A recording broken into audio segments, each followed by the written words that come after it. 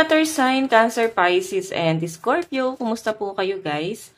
Okay, so water sign, maraming salamat po sa walang sawang pagsubaybay sa ating pong daily gabay. And kung ikaw ay bago pa lang sa ating channel, mag-subscribe na po kayo guys. And i-click mo na rin yung ating notification bell para lagi po kayo guys updated sa ating mga bagong upload. So, tignan natin water sign. Ano bang inyong gabay kapalaran? Water sign. Okay. Water sign, gabay kapalaran po. Water sign.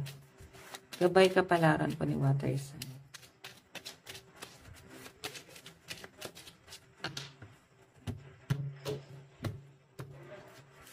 Meron tayong 7 of spade. Ace of flower. Oh my God. Actually, nakikita ko yung stress ng mga water sign ngayon, no? Patungkol to sa biyahe mo. Siguro may plano ka mag-abroad.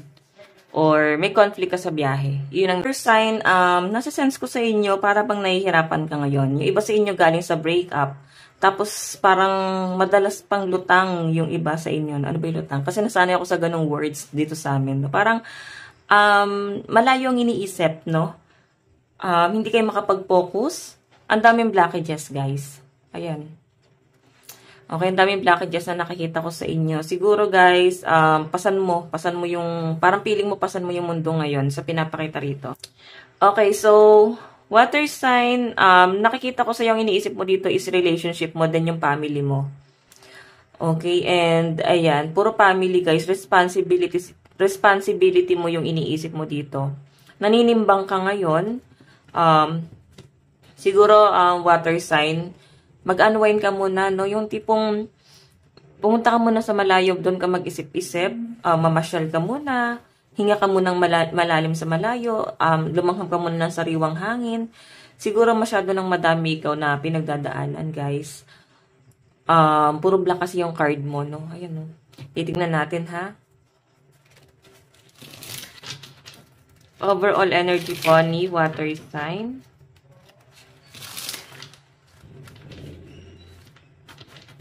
Overall energy ni water sign.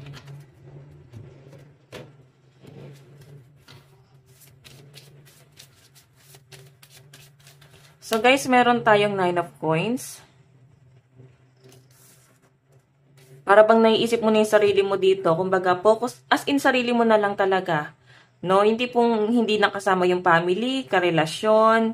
Kasi nakikita ko parang wala kang walang dumadamay sa inyo ngayon sa kabila ng mga paghihirap na nararanasan mo ngayon, guys. Okay, so nakikita ko sa iyo dito na parang gusto mag-focus ngayon sa stability mo. 9 of Pentacles kasi guys, stability. Okay, so tingnan natin. Meron tayong the Devil. Hindi ka lang guys makakapag-focus dito kasi may nakikita ako dito na akala mo na yung totoong kakampi mo o yung kinakampihan mo ngayon is sila yung tama. Nakikita ko guys, baka sila pa yung nagmamanipula sa inyo. Okay, yan no? Namamanipula ka nila, akala mo, sinusuportahan ka nila, ayan no? Na akala mo iniidolo ka nila, para bang, oh nga no, ang galing ni water sign, mga ganyan. Maaring, alam mo yan, may mga compliments silang sinasabi sa inyo. Pero guys, maaari kasing taliwas yun eh. Okay? Taliwas. Ibig sabihin guys, once na magkamali ka sa action mo, maaaring itong mga taong pinagkakatiwalaan mo na to, yung magiging kalaban mo. Devil to guys. So, piliin mo yung mga kakampi mo. Okay? So, tingnan pa natin. Meron po tayong Knight of Swords. Okay, so medyo nagiging impulsive kayo guys sa mga desisyon nyo sa buhay. Okay? Tabi lang natin to. Kumbaga, para bang padalos-dalos ka, parang bigla mo na lang naisip na gusto mo na mag-settle down. Something like that. Nang wala ka pang plano talaga. Okay? Mahirap kasi guys na bumuo ng pamilya agad nang walang plano. Okay? Hindi ka pa nakakapag-decide sa sarili mo. Yung tipong hindi mo pinag-isipang mabuti, bigla mo na lang guys gustong gawin kasi bugso ng damdamin guys. So, sinasabi rito guys, hinay-hinay lang sa mga desisyon. Okay? So, tignan pa natin, water sign. Okay, ito pala, sorry. Pagdating sa love life mo,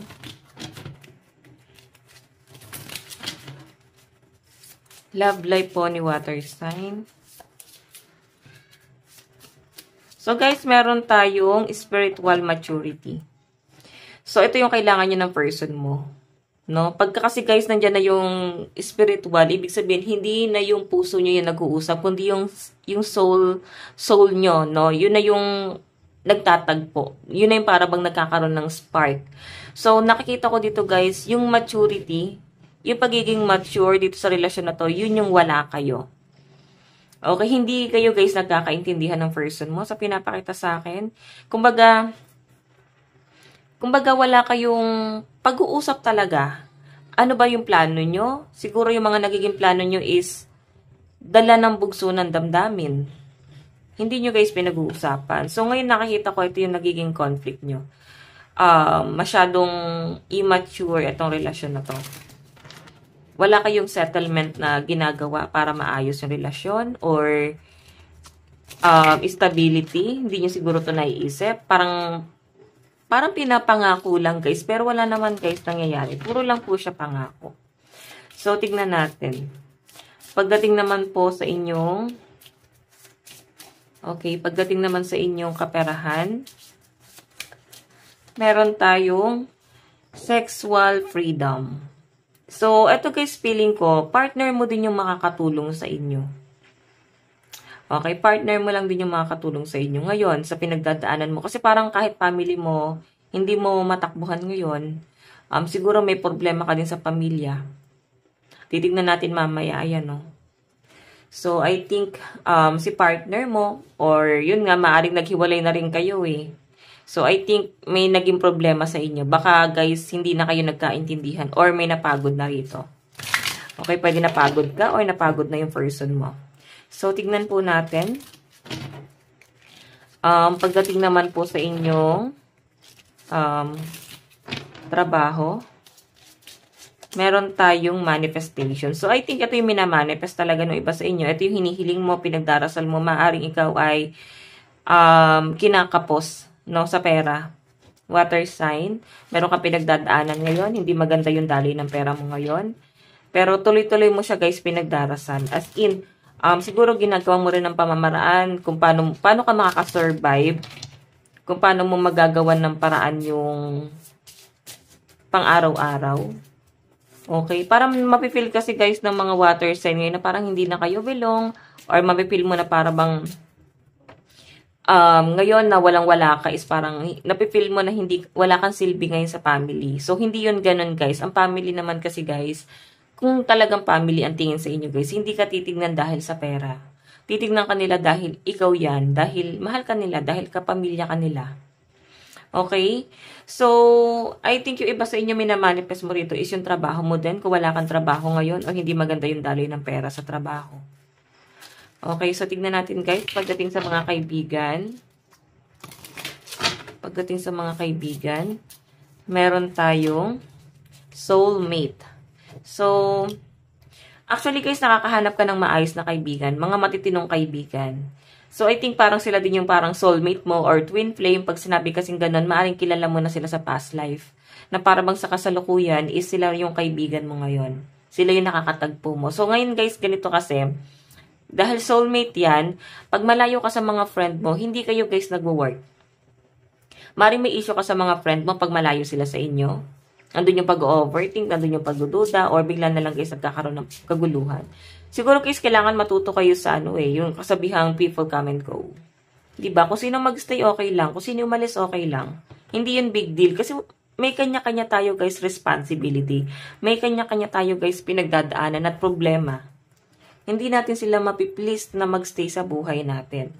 Kaibigan lang natin sila. Wala sila guys responsibilidad sa atin. Okay? So, tignan natin guys. Pagdating naman po sa pamilya, meron po tayong serendipity. Ayan. Actually guys, nakikita ko na para bang sa family, go with the flow ka na lang. Okay, sobrang kalmado. Siguro hindi kayo gano'n nag-uusap-usap. hindi siguro kayo nagkakasundo-sundo or kung ano naman guys, hindi na masyadong binibig deal yung problema, parang wala guys pansinan or pag-uusap dito. Siguro meron kang pinagdadaanan na hindi mo ma-share sa family mo ngayon. Sobrang ano lang guys parang wala kayong pag-uusap ngayon, parang bang hangin, dumadaan lang sa harap pero parang walang usap-usap guys. Yun ang nafe-feel ko rito, no? So, I think, meron kayong conflict dito. Oops, sorry guys. Nagagalaw ko yung camera yan. Pasensya na. So, tingnan natin guys. Ang lucky number mo pala is 34, 30, 22, 33, and 29. Love advice. Love advice. Pwede naman guys na wala kang peace of mind sa family mo, no? Dami siguro nilang problema ngayon. Tapos ikaw gusto mo ng peace of mind. Okay, love advice. Meron tayong union. The union of divine soul counterparts is miraculous event that begin when you least expect it. Diba? Spiritual pa rin to guys. Maaaring yun yung wala sa inyo ng person mo. Yung spiritual.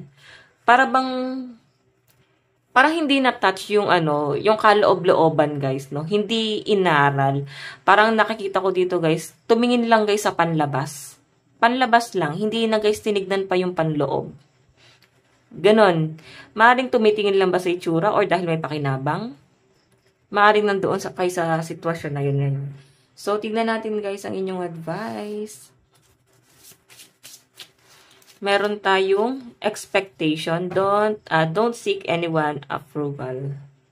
So, eto guys kailangan to may decision ka sa sarili mo. Hindi yung para bang kailangan mo pa ng approval ng ibang tao para gawin yung bagay na to.